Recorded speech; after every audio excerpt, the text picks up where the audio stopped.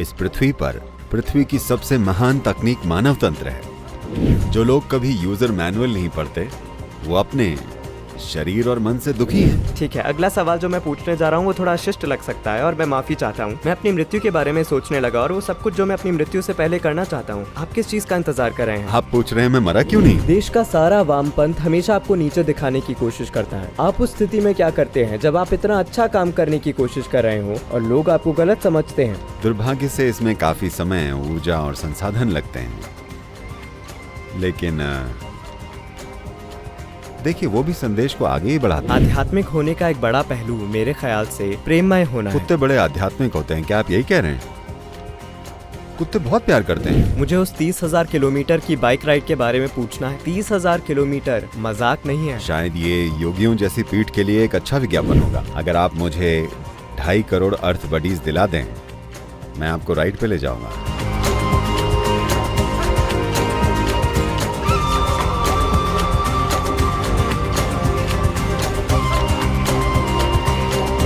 बस मुझे लगता है ये मेरे जीवन के सबसे आकर्षक पलों में से एक बन चुका है। प्रकृति के बीचों बीच आपसे बात करना।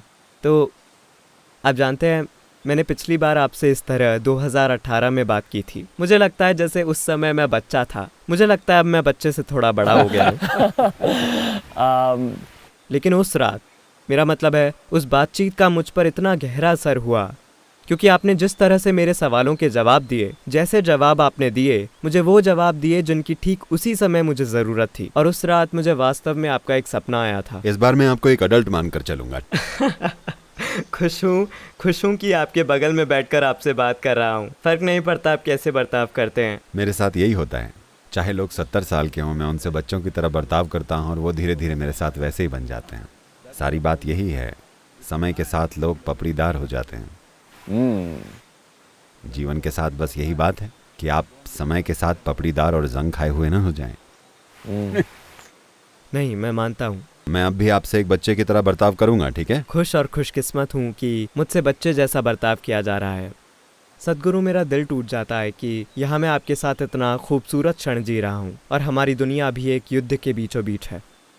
दुनिया नहीं, सिर्फ 2 देश। 2 देश? नहीं, ये बहुत ज़रूरी है कि हम इसे बहुत तूल न दें, क्योंकि हमें कभी उस दिशा में नहीं जाना चाहिए। 2 विश्व युद्ध हुए हैं, हमें कभी भी उस दिशा में नहीं बढ़ना चाहिए। टकराव नहीं होना चाहिए, लेकिन अगर वो हो भी जाए तो कम से कम उसे सीमित रखना चाहिए। हर किसी को उसमें कूद नहीं पड़ना चाहिए। आपके ख्याल से उन चंद लोगों के दिमाग में क्या चलता होगा? मतलब जो लोग निर्णय लेते हैं, आप जानते बूझते युद्ध में क्यों जाएंगे? इसके कारण सिर्फ आर्थिक नहीं हो सकते। मुझे लगता है इसमें अहम यानी ईगो का मामला भी हो सकता है। देखिए, ये बहुत बेकार फैसले हैं, लेकिन हमें ये समझना चाहिए कि हम सभी की जड़ें पहचान की हमारी मजबूत भावना में गड़ी हुई हैं और हम चाहते हैं कि हमारी पहचान किसी और की पहचान पर हावी हो। तो राष्ट्रवाद एक बहुत मजबूत पहचान है। इस पहचान को सोच समझ कर बनाया जाता है और इस हद तक उसे बढ़ावा दिया जाता है कि आप अपने देश के लिए अपना जीवन न्यौछावर करने के लिए तैयार होते हैं। इसे हमेशा एक महान गुण माना जाता है। अगर मैं अपने देश के लिए अपना जीवन देने के लिए तैयार हूं, तो उसके लिए आपका जीवन लेने के लिए भी तैयार हूं। वो एक कुदरती प्रक्रिया है, चाहे वो देश हो, नस्ल, धर्म, जाति, वर्ग या यहाँ तक कि आपकी अपनी इंडिविजुअलिटी। अगर आप गैर ज़रूरी पहचान रखते हैं तो आप अनावश्यक टकरार और संघर्ष में पड़ेंगे। सद्गुरु, लेकिन क्या पहचान ईगो के लिए दूसरा शब्द नहीं है? जैसे मैं हाल ही में ईगो के इस कॉन्सेप्ट के बारे में काफ़ी सोचता रहता हूँ। आप जितना ज़्यादा सोचते हैं। देखिए, जब आप कहते हैं कि ये ईगो का एक कॉन्सेप्ट है, इसका मतलब इसे आपने गढ़ा है। आपने उसे क्यों गढ़ा है? ठीक है, सही है। इससे जुड़ा हुआ सवाल। मैंने उसे नहीं गढ़ा तो मेरे पास वो नहीं है। ये उस तरह के जवाब है जो मेरे दिमाग के साथ खेलते हैं। और मैं अगले सवाल के लिए तैयार नहीं हूँ, लेकिन फिर भी मैं उससे पूछूंगा। तो ठीक है, अगला सवाल दूसरे तरह का विचार है जो इस दुनिया में मुझे काफ़ी आकर्षित करता है और एक तरह से अभी भी इस समय के बारे में खट्टा मीठा सा एहसास देता है जिसमें हम रहते हैं। यह है जेन जी के बारे में, मतलब जनरेशन जेड, जिसका मतलब है वे बच्चे जो रुकिए। अगर आप जनरेशन जेड हैं, ये कभी मत कहिए, क्योंकि इसका मतलब है आप आखिरी पीढ़ी हैं। ये एक चीज़ है जिसे मैं टालने की कोशिश कर रहा हूँ कि आप आखिरी पीढ़ी ना बने।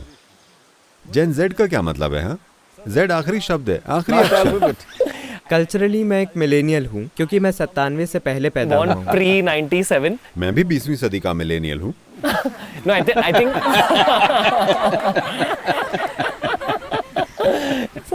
आप किस सदी की बात कर रहे हैं? मेरे ख्याल से वो कल्चरल टर्म्स है जो दिए गए हैं। ठीक है, लेकिन जेड शब्द का इस्तेमाल मत कीजिए, इसका मतलब है आप आखिरी पीढ़ी हैं, वो मत बनिए। ठीक है, हम आपको जेन ए बुलाएंगे। मेरे ख्याल से अगले को जेन अल्फा कहा जाएगा। बस हम शुरुआत में वापस जाते ओह हैं। अच्छा, ये अक्षर गोल गोल घूम रहे हैं। सर तो मैं एक बार जब आप अक्षर सीख लेते हैं तो आपको शब्दों में जाना चाहिए, जब आप शब्द जान लें तो आपको वाक्यों में जाना चाहिए, जब आप वाक्य जान जाएं तो आपको साहित्य में जाना चाहिए। अक्षरों को दोहराते मत रहिए। मैं काफ़ी सारे जेन जी और कुछ जेन अल्फा के साथ काम करता हूँ। मैं उनके बारे में इस बात पर उन्हें एक अलग नाम खोजने के लिए कहिए।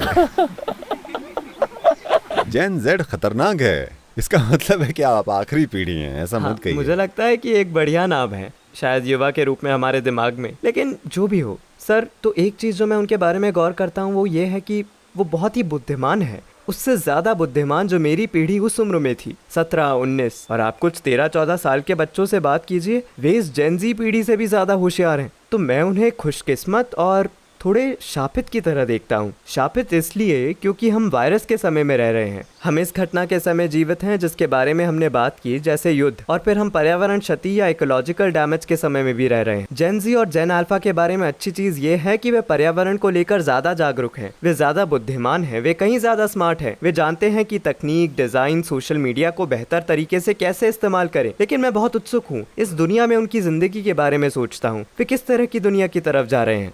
देखिए, हर पीढ़ी का ये सोचना है कि वो खास है, बहुत बुरी बात है। दुर्भाग्य से हर पीढ़ी को लगता है कि वो खास हैं। हम 60 के दशक से आए हैं, 60 के दशक के लोग सोचते हैं कि वो वाकई खास लोग हैं और वो एक आपदा बन गए हैं। उस दिशा में मत जाइए, क्योंकि ये चीज़, ये सोचना कि ये पीढ़ी ज़्यादा बुद्धिमान है, वो पीढ़ी ज़्यादा जागरूक है, ऐसा नहीं है। क्योंकि ऐसा करने से आप अपनी व्यक्तिगत जिम्मेदारी से पल्ला झाड़ रहे हैं। इसका क्या मतलब है? देखिए, आपको स्मार्ट होना होगा, मेरी पीढ़ी स्मार्ट है, इसका क्या मतलब है? आप स्मार्ट हैं या बुद्धू, यही सवाल मायने रखता है ना? आप जागरूक हैं या नहीं, क्या यही? अरे नहीं, हमारी पीढ़ी ज्यादा जागरूक है, ऐसी कोई चीज नहीं होती। ये एक पूरी, लोग हजारों अलग अलग तरीके खोज लेते हैं कि इंसान होने की मूलभूत जिम्मेदारी को कैसे किसी और चीज पर, किसी और इंसान पर डाल दिया जाए। आप बता रहे हैं कि जेन जेड अपने फोन को मुझसे बेहतर हैंडल कर सकते हैं। हो सकता है ये सच हो, क्योंकि वो इसी के साथ जन्मे हैं। मैं किसी भी जेन जेड से ज्यादा बेहतर पेड़ पर चढ़ सकता हूँ, शायद अभी भी मैं उनसे बेहतर कर सकता हूँ। मैं अधिकांश जेन जेड से बेहतर मोटरसाइकिल चला सकता हूँ। तो क्या हो गया? मैं कहता हूँ हमारे समय में हमारे पास जो भी उपलब्ध था हम उसमें अच्छे हो गए, उससे हम ज्यादा स्मार्ट नहीं बन जाते। फिर भी वे किस दुनिया की तरफ जा रहे हैं? जैसे आपके ख्याल से अगले 10-20 सालों में हमारे लिए क्या है? देखिए, अगर वो सिर्फ अपने फोन स्क्रीन या कंप्यूटर स्क्रीन को ही देख रहे हैं तो एक दिन दीवार में जाकर टकराएंगे। आपको ऊपर देखने की जरूरत है कि आसपास जीवन किधर जा रहा है, ये बहुत जरूरी है। आप तकनीक और स्क्रीन स्पेस को गलती से वास्तविकता समझ रहे हैं। नहीं, ये तकनीक एक बहुत बढ़िया उपकरण है अगर आप उसे जागरूकता में इस्तेमाल करें तो।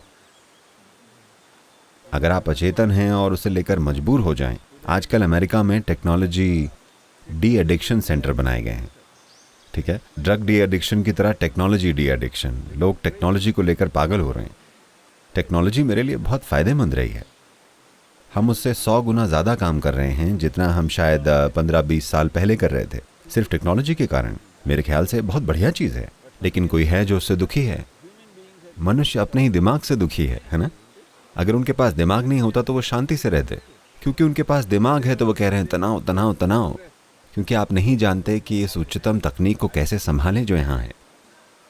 इस धरती पर सबसे महान तकनीक मानव तंत्र है। जो लोग नहीं जानते कि उसे संभालना कैसे है, जिन लोगों ने कभी यूजर मैनुअल नहीं पढ़ा, वो अपने शरीर और अपने मन से दुखी हैं। मेरे पास इसके बारे में 2 सवाल हैं। Yes sir. पहला है, क्या आप इस सारे मेटावर्स रेवोल्यूशन के बारे में जानते हैं जो हो रहा है? और दूसरा, वो रेवोल्यूशन नहीं है। मैंने मेटावर्स के बारे में सुना है, मैं जानता हूँ। मेटावर्स, हाँ, ये वर्चुअल रियलिटी जैसा है। वर्स। that's यही सवाल उससे जुड़ा है, वो दूसरा सवाल मैं है। किसी तकनीक के खिलाफ नहीं हूँ, मैं उसके पक्ष में हूँ। सिर्फ अगर आप जानते हैं कि उसे होश में कैसे संभालना है। देखिए, अभी क्या ये मेटावर्स नहीं है? yeah. Hello. वही सवाल था। जैसे आप जानते हैं, मैं आशा करता हूँ कि भविष्य की तकनीकें हमें प्रकृति से दूर ना कर दें, क्योंकि हम एक खूबसूरत सभ्यता में रह रहे क्योंकि हैं। आप VR चश्मे पहने होंगे और आप दुनिया को बिल्कुल देखेंगे ही नहीं। Yeah. देखिए, अभी फिलहाल अगर आप इस पर पर्याप्त ध्यान दें, ये सुपर मेटावर्स है, मेरा विश्वास कीजिए। लोगों ने कभी ध्यान नहीं दिया है। मैं जंगलों में रहा हूँ, कई हफ्ते सिर्फ अकेले बिताए हैं।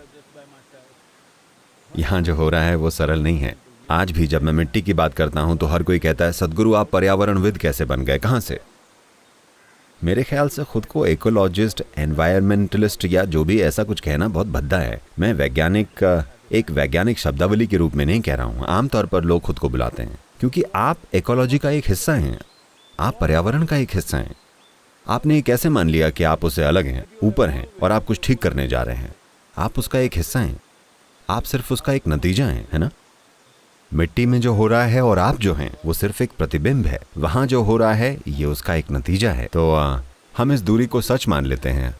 खासकर अगर आप हर समय ये VR चश्मे पहनकर घूमेंगे, आप कभी आसपास के जीवन को नहीं देख पाएंगे, ना अपने आसपास के जीवन का अनुभव कर पाएंगे। आपको बस एक तरह का साइकेडेलिक अनुभव हो रहा है। उस समय, मेरे समय में हर कोई LSD के साथ ऐसा कर रहा था। मेरे 12-13 दोस्त इन चीज़ों को करते हुए मर गए। मेरे ख्याल से वो हमेशा कहते थे मैं अपनी मोटरसाइकिल पर खुद को मार लूँगा, लेकिन मैं अब भी यही हूँ। उन्होंने ड्रग्स लिए और उन्हें लगा कि ये बेहतर है, क्योंकि उन्हें ऐसी दुनिया दिख रही थी जो थी ही नहीं, और उनमें से कई मारे गए, बाकी बीमार हो गए। तो वो केमिकल के साथ मेटावर्स कर रहे थे, आप तकनीक के साथ मेटावर्स कर रहे हैं। होगा बस ये कि आपका दिमाग विकृत हो जाएगा, क्योंकि मन उसका एक प्रतिबिंब है जो आपके सामने आता है। अगर आप सृष्टि की एकता और समरसता के सामने ज़्यादा से ज़्यादा होते हैं तो आपका मन ऐसा ही हो जाएगा। If more and more you are exposed to all these aberrations, however great it is in terms of creating, it's entertainment means you do it 1 or 2 hours, that's a different thing. But if you think that is a new world… अगर आप इन सभी विकृतियों के सामने ज़्यादा से ज़्यादा आते हैं, चाहे वो रचना के मामले में कितना भी बढ़िया हो, ये मनोरंजन है। इसका मतलब है कि आप इसे 1-2 घंटे करें, वो एक अलग चीज़ है। लेकिन अगर आपको लगता है कि वो एक नई दुनिया है, लोग मेटावर्स में रियल एस्टेट खरीद रहे हैं, इससे और ज़्यादा बेवकूफ़ी की चीज़ नहीं हो सकती, ठीक है? देखिए, आप नकली दुनिया में एक रियल एस्टेट खरीदते हैं, फॉल्स एस्टेट, ये कोई रियल एस्टेट नहीं है। खासकर प्राजक्ता के साथ आपकी उस बातचीत के बाद जो मैंने सुनी, जिसमें आप एक तरह से निकट भविष्य से सच के अंश निकाल रहे थे, जहां आपने कहा कि दुनिया भर में मिट्टी में 90% जैविक तत्व नष्ट हो गए हैं। आप जानते हैं, आपने काफ़ी कुछ आमतौर पर हमारी पृथ्वी की बर्बादी के बारे में बोला। मुझे लगता है कि एक महत्वपूर्ण मुद्दा है, लेकिन लोग नाव के छेदों पर ध्यान केंद्रित नहीं करते। वे बस नाव को और बड़ा बनाने की कोशिश करते रहते हैं। और आप जानते हैं, हम दुनिया के अरबपतियों की बात करते हैं, जैसे एलन मस्क। ये सारे लोग, वे मंगल पर कब्जा करने की कोशिश कर रहे हैं, वे टेरा फार्मिंग करने की कोशिश कर रहे हैं, लेकिन यहाँ हमारी धरती नष्ट हो रही है। इस मुद्दे पर जेनजी को ज्यादा बात करने की जरूरत है। माफ कीजिए, जैन जो भी जैन पर युवाओं को इन सच्चाइयों का पता होना चाहिए। आप उन्हें Z की जगह C बुला सकते हैं, ज़्यादा करीब अक्षर C होगा, ज़ेन कन्फ्यूज्ड। ये कहना बहुत लोकप्रिय चीज़ नहीं होगी, लेकिन मैं आपको बता रहा हूँ, ये बहुत ज़रूरी है कि आप खुद पर लेबल ना लगाएं। पहले ही लोग आप पर कितने सारे लेबल लगा रहे हैं। आप भारतीय हैं, आप भूरे हैं, आप सफ़ेद हैं, आप ये धर्म हैं, वो धर्म, वो जाति, ये वर्ग, तमाम बेकार लेबल वो आप पर लगा रहे हैं। खुद पर एक और लेबल मत लगाइए, क्योंकि हर लेबल किसी न किसी रूप में आपके लिए रुकावट बनेगा, है ना? क्या नहीं बनेगा? हाँ, तो कोई लेबल मत लगाइए। Why don't you just live here as a living thing, breathe and exist? and reverberate at the highest possible level. That's all you can do with life. आप क्यों नहीं यहाँ सिर्फ एक जीवित प्राणी की तरह रहते हैं, सांस लेना और जीना, जितना हो सके ऊंचे स्तर पर स्पंदित होना। आप जीवन के साथ इतना ही कर सकते हैं, बाकी सब आपकी कल्पना है। अपनी कल्पना को वास्तविकता मानने की गलती मत कीजिए, ये बहुत महत्वपूर्ण है। अगर आप मनोवैज्ञानिक हकीकत को अस्तित्वगत हकीकत मान बैठेंगे तो आप अपने जीवन में काफी दुखी होंगे। लोगों के साथ यही हो रहा है। वो किस चीज से दुखी हैं? या कोई आपके बदन में सुइयां चुभो रहा है? नहीं, आप बस अपने मन से ही दुखी हैं, है ना? सबसे महान चीज जो इस धरती पर हुई है, अगर आप मुझसे पूछें तकनीक और संभावना के मामले में, वो है मानव मन। लेकिन आप हर समय उससे दुखी हैं। और अगर मैं कहूँ, कोई फर्क नहीं पड़ता कि आप कल पैदा हुए हैं या 100 साल पहले पैदा हुए हैं। अगर आप अपने मन से दुखी हैं तो आप ज़ेन-सी हैं। Yeah. हम आमतौर पर लोगों को मिट्टी बचाओ अभियान का हिस्सा बनने के लिए कैसे प्रेरित करें? प्राजक्ता के साथ आपकी बातचीत के बाद मुझे उसका महत्व समझ आ गया है। लेकिन मेरा सवाल, शायद ये एक पूंजीवादी सवाल है, लेकिन हम असल में कैसे लोगों का ध्यान केंद्रित करके उन्हें बता सकते हैं, सुनो, धरती पर ये गलत है? देखिए,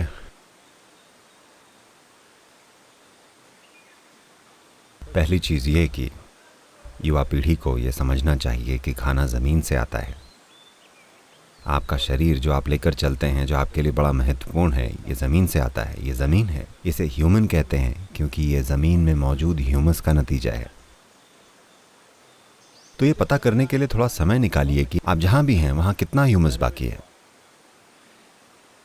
आप शहर में रहते हैं, सब कुछ पक्का है, ठीक है? पक्की ज़मीन और जुती हुई ज़मीन धरती पर आपदा है। ये बहुत ज़रूरी है। मिट्टी हर समय एक रिसाइकिल है।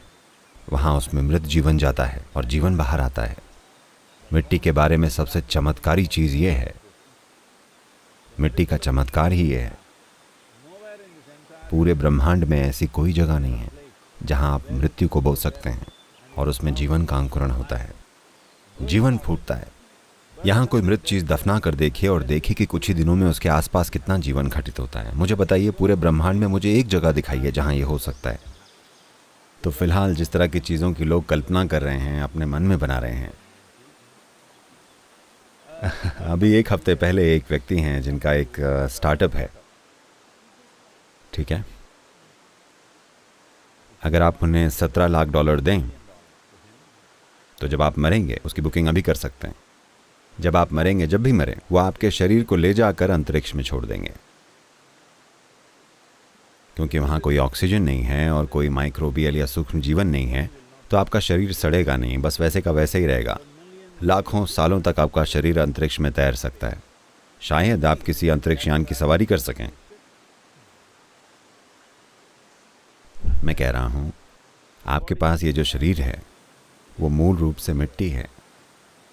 अगर आप कुछ भी इको फ्रेंडली नहीं करते तो कम से कम जब आप मरें तो उसे वापस ज़मीन में डाल दें जहाँ का वो है। हेलो, ये सबसे सरल चीज़ है जो आप कर सकते हैं, लेकिन आज वो इसे बक्सों में डालकर इमारतों में संरक्षित कर रहे हैं, पार्किंग लॉट की तरह। उन्होंने जगह बनाए हैं जहाँ लोगों को बक्सों में स्टोर किया जा सके। ये बक्सा आपकी दादी माँ का है, आप वहाँ जाकर फूल रख सकते हैं। एक मृत शरीर को संरक्षित करने का क्या मतलब है? उसे वापस जाना चाहिए, क्योंकि हमारा कोई मतलब नहीं है। ये कर्ज है जो हमने लिया है, हमें इसे वापस डाल देना चाहिए जब हमारा काम हो जाए, है ना? So, doing these kind of things is all coming from the ignorance of how life happens. तो इस तरह की चीजें हम जीवन घटित होने के बारे में अज्ञानता की वजह से करते हैं। जीवन, आप जानते हैं, अगर आप कार्बन शब्द बोलें तो हर कोई सोचता है वो बहुत बुरा है, कुछ जहरीला है, क्योंकि सोशल मीडिया में कार्बन को लेकर बहुत सारी बातें होती हैं। Carbon dioxide, carbon monoxide. Carbon जीवन है। आप और मैं कार्बन जीवन है। ये पेड़ कार्बन जीवन है, हर पशु कार्बन जीवन है ना? ये पूरी दुनिया जीवन के लिए मूलभूत सामग्री कार्बन पर आधारित है। और अभी जिसे आप जीवन कहते हैं वो एक स्तर पर एक पूरा कार्बन चक्र है। अगर कोई कड़ी है जो कुछ बना रही है, मान लीजिए मोटरसाइकिल में चेन है, आप जानते हैं इन दिनों ये चेन जो मोटरसाइकिलों में होती है, आधुनिक मोटरसाइकिलों में ये हमें ज़्यादा परेशान नहीं करती।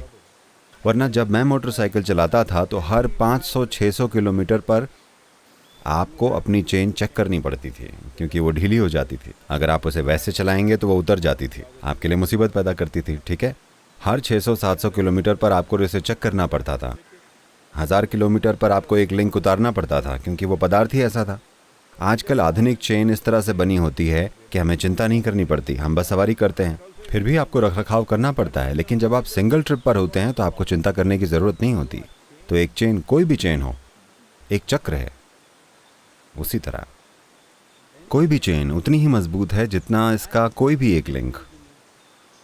आपको पूरी चेन तोड़ने की ज़रूरत नहीं है। अगर आप बस एक लिंक तोड़ दें तो वो टूट जाएगी, ठीक है। इसी तरह फिलहाल ये चेन, कार्बन चेन चल रही है, ठीक है। जीवन के चलते रहने के लिए बस इसी तरह जीवन चलता है। लेकिन धरती पर खेती की मिट्टी, जो चेन में एक बहुत बड़ा लिंक है, बहुत कमज़ोर हो गई है। अगर वो टूट गई तो जीवन अच्छा नहीं होगा। आप अपना खाना स्विगी, पिगी, जिससे भी आप पसंद करते हैं ऑर्डर कर सकते हैं, लेकिन किसी न किसी को उसे पकाना होगा, ठीक है। कोई भोजन को पका रहा है। डिलीवरी तंत्र वो आपको डिलीवरी नहीं करेगा। कोई भोजन पका रहा है, कोई भोजन उगा रहा है। डिलीवरी टेक्नोलॉजी ऐप पर हो सकती है। डिलीवरी को स्रोत समझने की गलती मत कीजिए। आप भोजन किसी फूड ऐप के कारण नहीं खा रहे हैं। आप भोजन किसी स्टोर की वजह से नहीं खा रहे हैं। आप भोजन अपने रसोई घर के कारण नहीं खा रहे हैं। आप भोजन सिर्फ मिट्टी के उपजाऊपन के कारण खा रहे हैं। अगर आप ये बात नहीं समझते तो हमें बहुत बड़ी कीमत चुकानी पड़ेगी। दुर्भाग्य से पिछले 30-40 सालों में हमने इस बात पर ध्यान नहीं दिया है और मिट्टी को ज़बरदस्त नुकसान पहुंचाया है। Where 62% of India's soil has जहां भारत की 62% मिट्टी में 0.5% से कम जैविक तत्व है, ये रेगिस्तान बनने के कगार पर है। हम UNCCD के साथ भागीदार हैं, जो मरुस्थलीकरण को रोकने के लिए UN एजेंसी है। ये अभी सबसे बड़ी चिंता है। दुनिया एक रेगिस्तान में बदल रही है। अगर लोग नहीं समझते कि वो कैसे रेगिस्तान में बदलती है, तो सऊदी अरब का मतलब है आप एक रेगिस्तान देखते हैं, ठीक है। 1000 साल पहले वो एक वर्षावन था।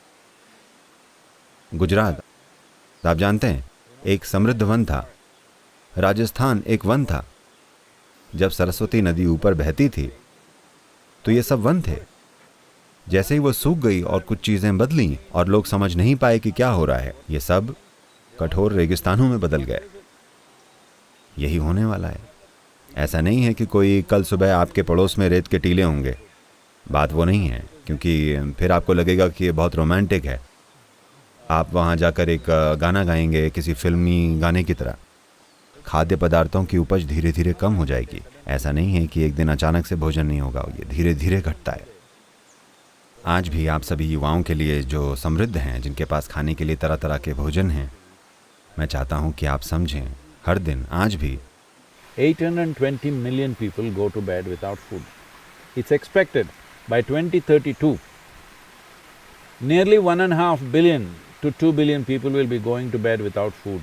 82 करोड़ लोग भूखे पेट सोते हैं। उम्मीद है कि 2032 तक करीब 1.5 अरब से 2 अरब लोग भूखे पेट सोएंगे। ऐसी उम्मीद है कि 2045 तक करीब 3 से 3.5 अरब लोग भूखे पेट सोएंगे। क्या आप यही करना चाहते हैं? और आपको क्यों लगता है कि आप नहीं होंगे? क्या गारंटी है कि ये आप नहीं होंगे? हम हमेशा सोचते हैं कि ये चीज़ें किसी और के साथ होती हैं। नहीं नहीं, ये आपके और मेरे साथ होंगी। मैं बहुत से इतिहासकारों की किताबें पढ़ता रहा हूँ, जैसे ग्राहम हैनकॉक और युवल नोआ हरारी की, और वे कहते रहते हैं कि कैसे इतिहास इतना गहरा है कि ये जानने का भी कोई तरीका नहीं है कि 10,000 साल या 20,000 साल पहले क्या हुआ था। तो मैं हमेशा सोचता हूँ कि शायद ऐसी सभ्यताएं थी जिन्होंने वास्तव में पर्यावरण की दृष्टि से कुछ गलत फैसले किए थे और प्रकृति माँ ने उसका बदला लिया। क्या आपको लगता है कि एक और चक्र है ठीक वैसा ही? देखिए, ऐसा हुआ है उस स्तर पर नहीं जैसा अभी हो रहा है, क्योंकि अब ये दुनिया भर में है। माया सभ्यता इसलिए ढह गई क्योंकि उन्होंने अत्यधिक खेती की। मेसोपोटामिया, 2 नदियों के बीच दुनिया की सबसे महान सभ्यताओं में से एक, वो ज़रूरत से ज़्यादा खेती करने के कारण ढह गई। एक सभ्यता के रूप में रोम सबसे ज़्यादा खेती करने के कारण नष्ट हो गया, क्योंकि उन दिनों रेलवे या जहाज़ जैसी विशाल परिवहन प्रणालियाँ या ऐसी चीज़ें नहीं थीं। जब वे भोजन नहीं उगा पाते थे, वो शहर ध्वस्त हो जाता था। आप मुंबई में कोई भोजन नहीं उगा रहे हैं, ठीक है, लेकिन आप दुनिया भर से भोजन मंगा सकते हैं। पर आपको क्या लगता है ये कितने दिनों तक काम करेगा? ज़रूरत का भोजन आपके पास ना उगे तो ये कितने दिनों तक काम करेगा? जब उस स्रोत के पास कमी आएगी तो वो आपको भोजन देना बंद कर देंगे। कई जगहों पर ऐसा हो भी रहा है। अगला सवाल जो मैं पूछने जा रहा हूँ वो थोड़ा अशिष्ट लग सकता है और मैं माफ़ी मांगता हूँ। मैं भी रूड हो जाऊंगा, नो प्रॉब्लम। वो चलता है। आप रूड हो सकते हैं, लेकिन और मैं ये आपसे इस नज़रिए से पूछ रहा हूँ कि मैंने हाल ही में गरुड़ पुराण नाम की किताब पढ़ी है जो मृत्यु के बारे में बात करती है। ओ, आप सोच रहे हैं कि मुझे क्या सज़ा मिलनी चाहिए, है ना? नहीं नहीं नहीं, इसने मुझे अपनी मृत्यु के बारे में सोचने के लिए उकसाया, और वो सब कुछ जो मैं अपनी मृत्यु से पहले करना चाहता हूँ। तो ये सारे अभियान जो आप शुरू कर रहे हैं, चाहे वो मिट्टी बचाओ हो, चाहे कावेरी कॉलिंग हो, क्या आप इसे इस नज़रिए से कर रहे हैं कि आप अगले 20-30 सालों में एक असर पैदा करना चाहते हैं? क्योंकि आप कुछ बहुत मुश्किल चीज़ें कर रहे हैं, जैसे 30,000 किलोमीटर की बाइक राइड। ये किसी के भी शरीर के लिए बहुत कठोर है। इसने मुझे ये सोचने के लिए मजबूर किया कि पहले तो सद्गुरु, ये एक Sorry if दो तरफा this is सवाल coming है। off as मुझे rude. बहुत खेद है अगर ये अशिष्ट लग रहा है, लेकिन मैं जानने के लिए उत्सुक हूँ। क्या आप कभी अपने काल में अपने क्षण के बारे में सोचते हैं? और दूसरा, आप कैसे मेरे अपने समय के बारे में, मैं उस बारे में पूरी तरह सुलझा हुआ हूँ, पूरी तरह से। मुझे जीवन में ऐसी कोई चिंता नहीं है। क्या आप कभी उसके बारे में सोचते हैं? नहीं, क्योंकि मैं उस पल में फैसला करूंगा। मैं ये नहीं सोच रहा हूँ मेरे साथ ऐसा होगा। आपको किस चीज़ का इंतज़ार है? हाँ, क्यों आप पूछ रहे हैं कि मैं मरा क्यों नहीं हूँ? आपने अब तक उसे चुना क्यों नहीं है? Wow, still the water is flowing. देखिए, अभी पानी बह रहा है। मेरे आसपास के लोग अब भी जानने और बढ़ने के लिए प्यासे हैं। अगर वो मेरे सामने थोड़ी बोरियत दिखाएं तो मैं चला जाऊंगा। उन्हें ये पता होना चाहिए।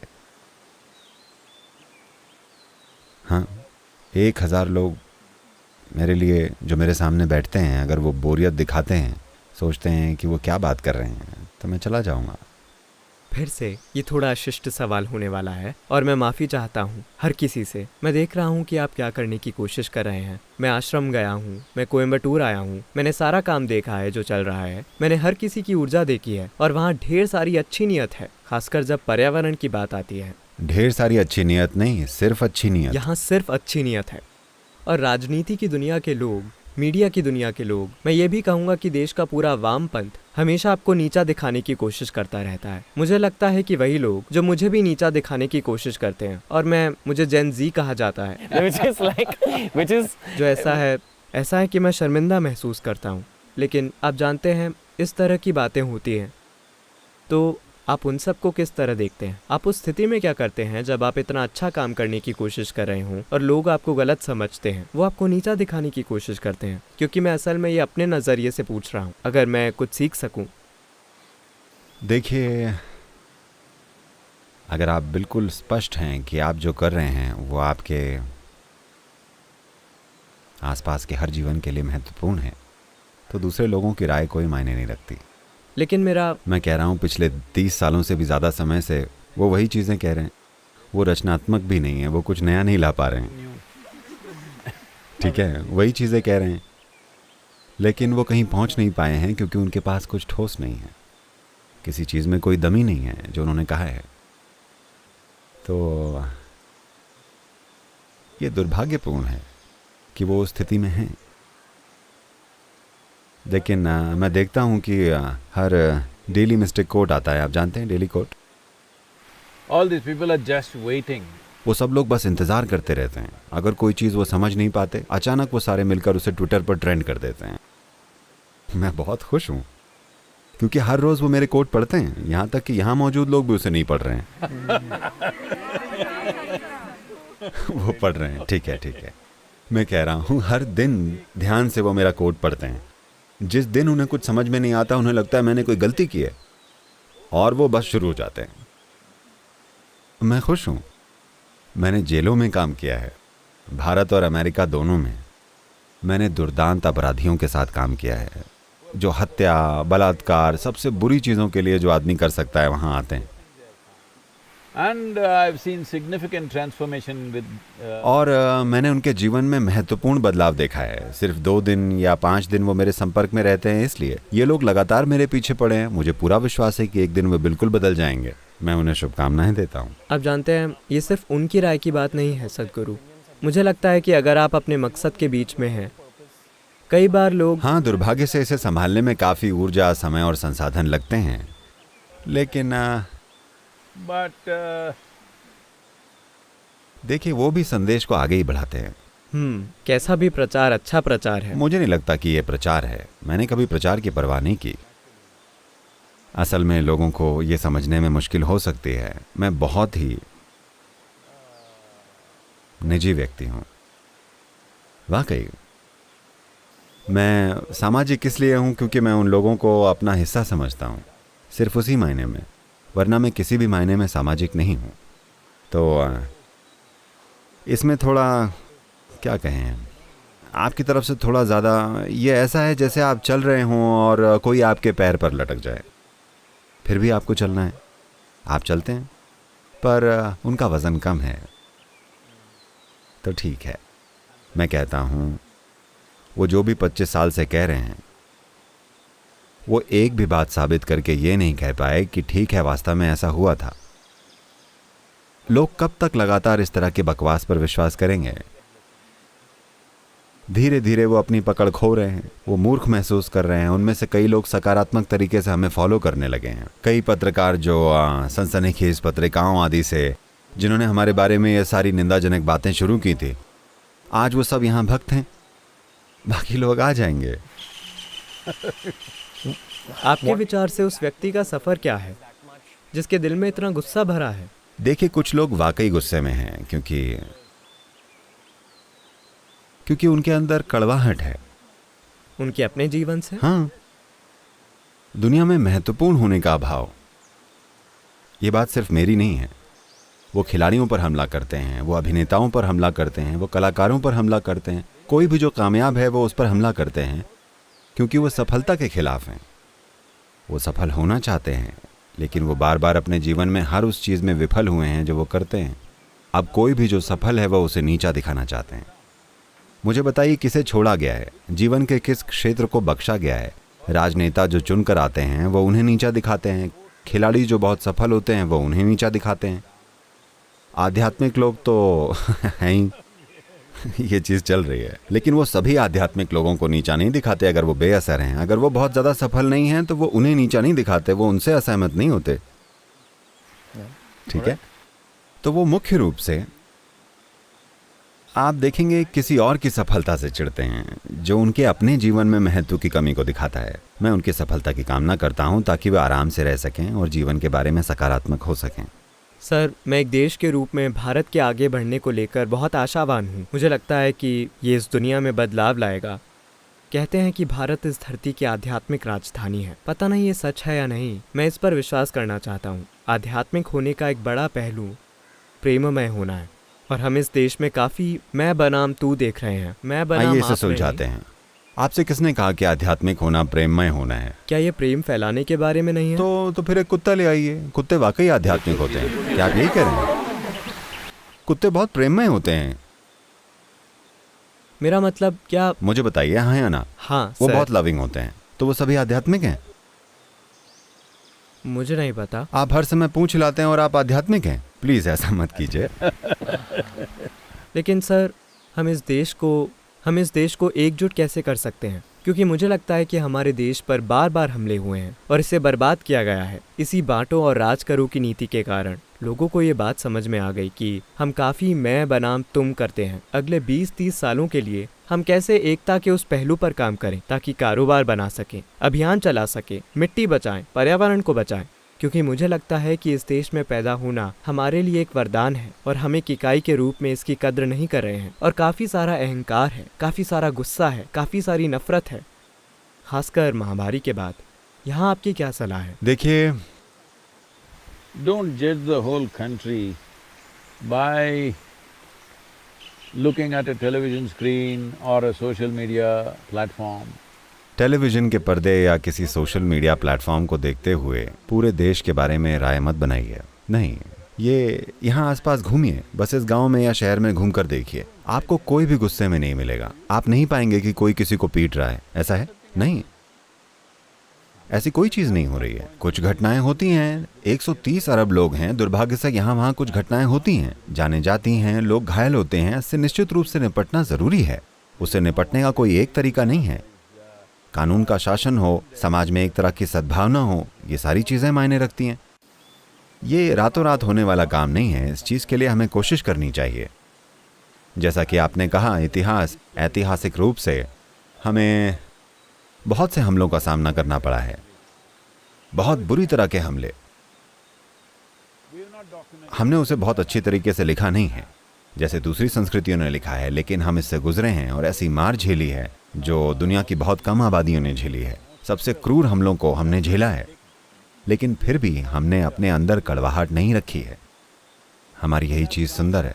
लोग आए, हमें अधीन बनाया, हमें ऐसा महसूस कराया कि आप जैसे हैं आपको उस बात का भी टैक्स देना पड़ेगा, ये सारी चीज़ें हैं। लेकिन हमारे अंदर कड़वाहट नहीं है, ये एक बढ़िया चीज़ है। ठीक है, हम कड़वे नहीं हैं।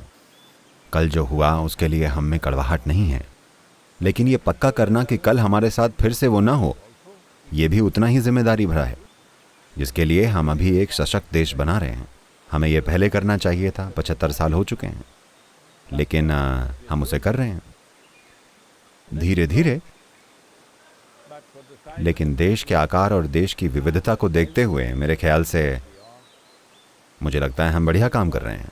क्या आपको लगता है कि फिक्शन, फिल्में, कहानियाँ देश को एकजुट करने का अच्छा तरीका है? क्योंकि वही मेरी इकलौती उम्मीद है। या खेल वो दूसरी चीज़ है? बेशक हमें हर माध्यम का इस्तेमाल करना चाहिए। मैं ये नहीं मानता कि बस यही एक तरीका है।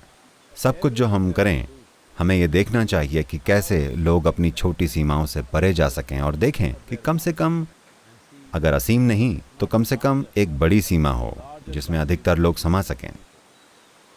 तो अगर आप इसके लिए कोशिश न करें तो आपका जीवन स्वाभाविक रूप से किसी न किसी चीज़ के साथ टकराव में रहेगा। व्यक्ति के कल्याण के लिए और समाज और राष्ट्र के कल्याण के लिए ये बहुत ज़रूरी है कि एक बहुत बड़ी पहचान हो जिसके साथ हम आगे बढ़ सकें। ऐसा हो रहा है, बस इतना है कि इसे ठीक से पेश नहीं किया जा रहा है। देखिए, महामारी के बाद आपने महामारी का जिक्र किया, वो एक बहुत बड़ा आघात था। ठीक है, खासकर हमारे जैसे देश में आर्थिक कीमत बहुत ही ज़्यादा है, अधिकांश लोग ये नहीं समझते।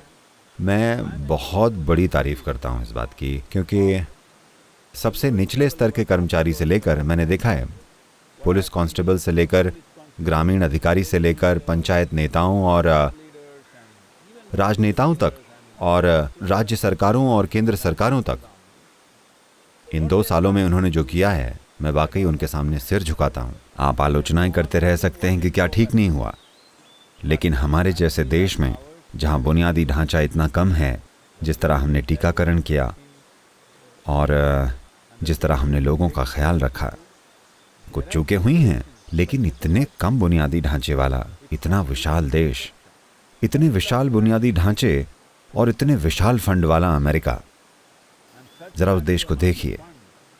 वो अब भी हिले हुए हैं, अब भी हिल रहे हैं। आप जानते हैं, मैं जानता हूँ आप तो हम में से हर किसी को बहुत आभारी होना चाहिए, क्योंकि हम नहीं जानते कि किसने क्या किया।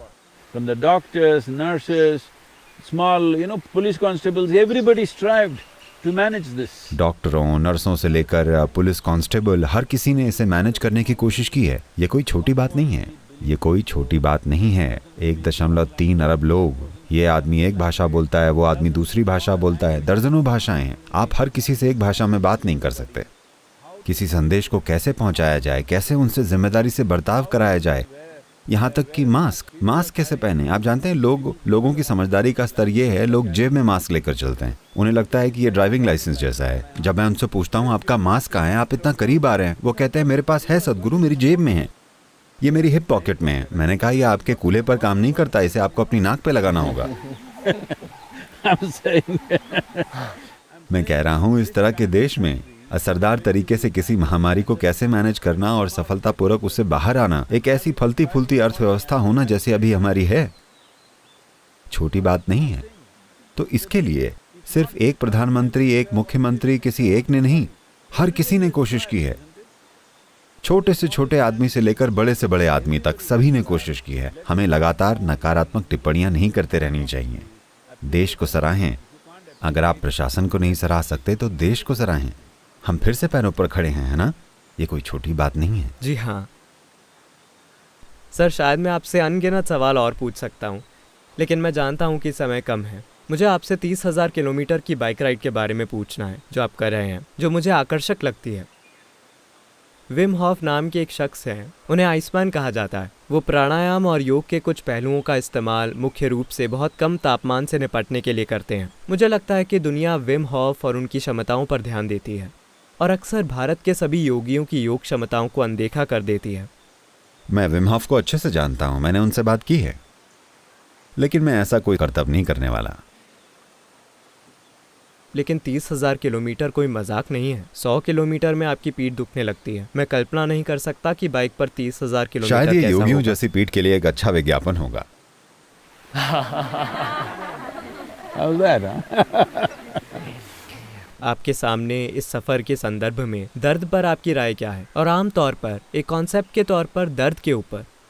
दर्द कोई कॉन्सेप्ट नहीं है। अगर आप नहीं जानते कि ये कॉन्सेप्ट नहीं है तो मैं आपको थोड़ा दर्द दे सकता हूँ, आप जान जाएंगे कि ये कॉन्सेप्ट नहीं है। ये एक जीवंत हकीकत है जब ये आपको होता है। हेलो, क्या दर्द को मन से नियंत्रण किया जा सकता है? देखिए, दर्द शरीर में होता है। देखिए, मान लीजिए ये पानी 9 से 10 इंच गहरा है, ठीक है, 9-10 इंच गहरा होगा, लेकिन आप पेड़ के ऊपर से छलांग लगाना चाहते हैं। अगर कोई दर्द ना होता तो आप ऐसा कर लेते? हाँ, अगर इससे आपका सिर फूट जाता फिर भी और कोई दर्द नहीं होता तो ढेर सारे लोग ऐसा करते। अभी एकमात्र चीज जो कम से कम आपको जीवित रहने के अर्थ में आपको समझदारी से बर्ताव करवाती है वो दर्द है। दर्द के बिना अधिकतर लोग ये भी नहीं जान पाएंगे कि जीवित कैसे रहना है। तो दर्द बहुत अच्छी चीज है, ये आपको मैनेज करता है। भावनात्मक दर्द भी? वो आप पैदा करते हैं क्योंकि आप ट्रैजिक हीरो बनना चाहते हैं। Me? No. देखिए, सिर्फ शारीरिक दर्द अस्तित्व के रूप में सच है। जो दर्द आपके मन और आपकी भावनाओं में है वो आप पैदा करते हैं। आप खुद को दुख देना पसंद करते हैं। क्यों? क्योंकि आप एक व्यर्थ जीवन है। आपको गहन महसूस करने का कोई दूसरा तरीका नहीं आता है। दर्द आपको गहन महसूस कराता है। आप मुंबई से हैं, सिनेमा की दुनिया से। मैं कह रहा हूं, दर्द के बिना कोई गहराई नहीं है ना? कोई कलाकारी नहीं। देखिए, लोगों को लगता है कि वो गहन हैं क्योंकि वो दर्द में हैं। नहीं, आप दर्द को गहराई समझने की गलती कर रहे हैं। ये बहुत बड़ी गलती है। अगर ये भारी मात्रा में आए तो आप जान जाएंगे कि ये क्या है, ठीक है? ये आपको बर्बाद कर देगा, ये जीवन के टुकड़े टुकड़े कर देगा। दर्द, हाँ या ना? मनुष्य बर्बाद हुए हैं, ज़रूरी नहीं कि किसी तलवार या बंदूक से। वो बस अपनी ही भावनाओं और विचारों के कारण खुद को टुकड़े टुकड़े कर लेते हैं। ज़्यादा लोग किसी की तलवार या बंदूक की बजाय खुद ही खुद को नष्ट कर रहे हैं, अपने ही मन की तेज धार का इस्तेमाल करते हुए, है कि नहीं? तो ऐसा क्यों है? क्योंकि आपने कुछ बुनियादी चीज़ों को गलत समझ लिया है। आप नहीं जानते कि क्या असली है और क्या नहीं। क्या अस्तित्व की दृष्टि से सच है, क्या शारीरिक तौर पर सच है, क्या मनोवैज्ञानिक रूप से सच है। आपने इसे खो दिया है। आपने इसकी सीमाएं खो दी हैं। अगर आप इसे खो देंगे तो आप जो भी करें उससे दर्द होगा। मुझे एक चीज़ बताइए जिससे लोग दुखी नहीं हैं। एक चीज़ बताइए। देखिए, अगर वो गरीब हैं तो वो अपनी गरीबी से दुखी हैं। अगर आप उन्हें अमीर बना दें तो वो टैक्स से दुखी हो जाते हैं। हाँ, अगर वो पढ़े लिखे नहीं हैं तो वो उससे दुखी हैं। उन्हें स्कूल में डालो, वो उससे दुखी हो जाते हैं। शादी नहीं हुई है, उससे दुखी हैं। शादी करा दो, बात ही मत कीजिए। बच्चे नहीं हैं, वो उससे दुखी हैं। बच्चे दे दो, रोज का दुख। हाँ, तो ऐसा लगता है जैसे आप जीवन के हर पहलू से दुखी हैं। तो हम आपको मृत्यु दे देते हैं, ओह वो उससे भी दुखी हैं। तो दुख जीवन के हालातों के कारण नहीं है। दुख इसलिए है क्योंकि आप नहीं जानते कि खुद को मैनेज कैसे करना है। आप नहीं जानते कि अपने मन, अपनी भावना, अपनी ऊर्जा, अपने जीवन को कैसे मैनेज करें। आप नहीं जानते कि मैनेज कैसे करना है, तो सब कुछ दुख बन जाता है। शारीरिक दर्द एक अलग चीज़ है। शारीरिक दर्द किसी संपर्क या बीमारी या चोट या किसी चीज़ के कारण होता है। उसमें बेशक हमें देखना चाहिए कि अपने जीवन में उसे कम से कम कैसे रखें। मच्छर आपको काटता है, ठीक है, लेकिन आपको भालू से कटवाने की ज़रूरत नहीं है, आपको उससे बचना चाहिए। आप बाइक की सवारी के दर्द को क्यों झेल रहे हैं?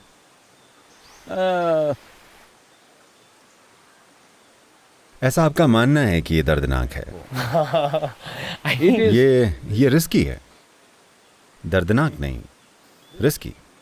एक चीज़ ये कि मैं सर्दियों में बाइक चला रहा हूँ, यूरोप की सर्दी, उत्तरी यूरोप की सर्दी, जहाँ बर्फबारी हो रही है, शायद सड़कें बर्फीली हैं। बर्फीली सड़क पर दोपहिया चलाना कोई मजाक नहीं है, ये रिस्की है। फिर मैं अरब आ रहा हूँ, जहाँ तापमान 38 से 40 डिग्री के बीच में है, मैं वहाँ बर्फ़ की तरह पिघल सकता हूँ। फिर मैं भारतीय मानसून के चरम पर भारत आ रहा हूँ। क्यों? मेरे जैसा कोई आदमी क्यों? मैं अच्छा जीवन जी सकता हूँ, क्योंकि मैं जहाँ भी जाऊँ लोग मेरा ख्याल रखेंगे। दुनिया का कोई भी हिस्सा हो, सबसे रोमांचक जगह जो आपके दिमाग में आती है, अगर मैं कहूँ कि मैं एल्प्स माउंटेन में रहना चाहता हूँ, लोग मेरे लिए वहाँ घर बना देंगे। मेरी जेब में $1 भी होना ज़रूरी नहीं है। अगर मैं कहूँ कि मैं हिमालय में रहना चाहता हूँ, तो कोई मेरे लिए एक बढ़िया सी जगह बना देगा। अगर मैं कहूँ कि मैं समुद्र में रहना चाहता हूँ, तो कोई मेरे लिए एक बड़ा सा यॉट खरीद देगा। मैं आपको बता रहा हूँ, मैं बहुत अच्छी तरीके से आराम से जी सकता हूँ।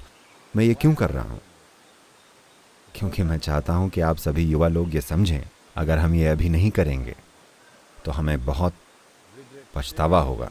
और आपका ये जनरेशन जी लेबल कम से कम आधी आबादी के लिए सच हो सकता है। अगर पूरी आबादी के लिए नहीं, तो आधी आबादी के लिए सच हो सकता है। आप मुझे जहाँ भी रख दें, क्योंकि मैं कभी आराम के पीछे नहीं गया।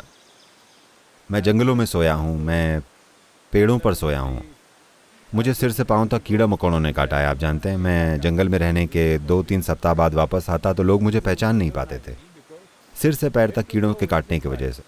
आप मुझे पहचान नहीं सकते, मेरा चेहरा ऐसा हो जाता था।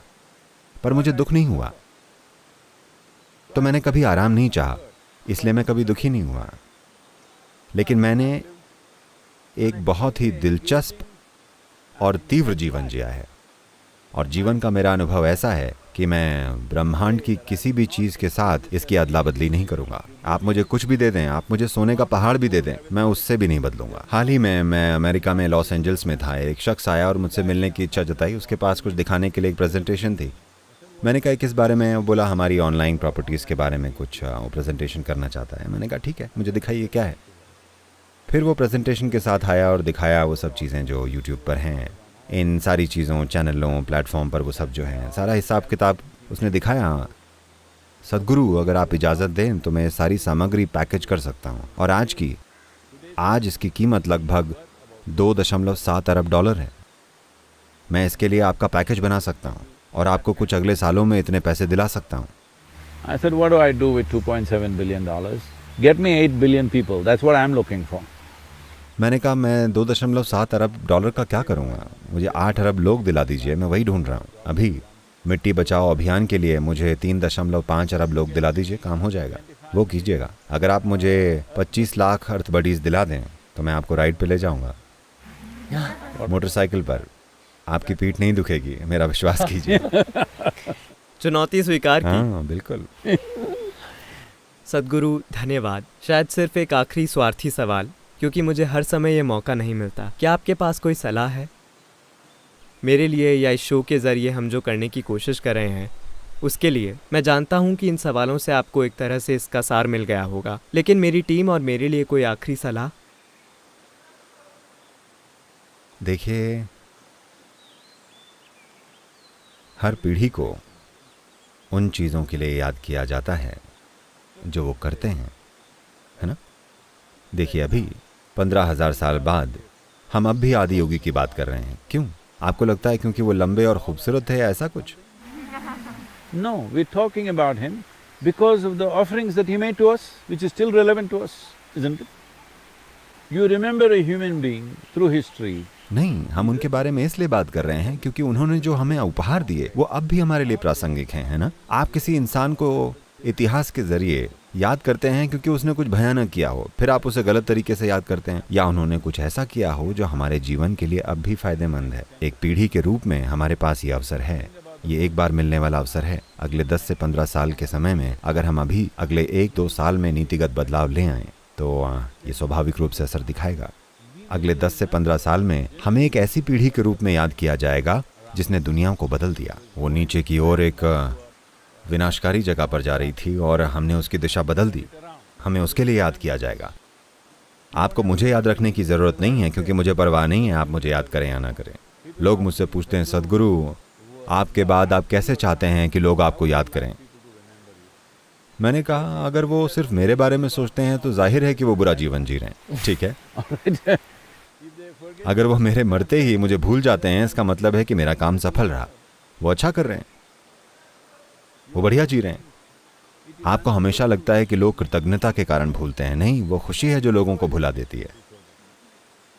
पता है, जैसे एक बहुत ही बुद्धिमान महिला ने कहा है, वो उसकी 2 जुड़वा बेटियां थीं, उसने उनकी शादी कर दी। वो अलग अलग दिशाओं में अपने हनीमून के लिए गईं। एक लड़की जो बहुत प्यारी अच्छी लड़की थी, उसने कभी संदेश नहीं भेजा, कभी चिट्ठी नहीं भेजी, कुछ नहीं।